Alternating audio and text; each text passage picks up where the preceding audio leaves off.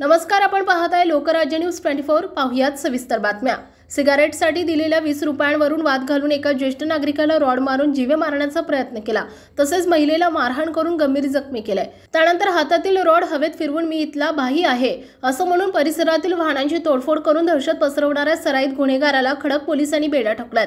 ही घटना गुरुवारी सायंकाळी 7:30 वाजण्याच्या सुमारास भवानी पेठेत घडली आहे। याबाबत जखमी सलीम अब्दुल कादर शेख यांनी खडक पोलीस ठाण्यात फिर्याद दिली आहे। यावरून अयान शेख याच्यावर भारतीय न्याय संहिता कलम 109, 118(1), 351(2), 351(3), 324(4) सह criminal law amendment act, Maharashtra police कायदा 37(1), 134 नुसार गुन्हा दाखल करून अटक केली आहे।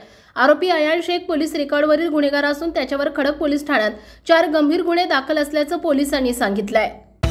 महाराष्ट्रातील महत्त्वाच्या आणि ताज्या बातम्या पाहण्यासाठी आजच आमच्या लोकराज्य न्यूज 24 न्यूज चॅनलला YouTube वर सबस्क्राइब करा आणि बेल आयकॉन प्रेस करा।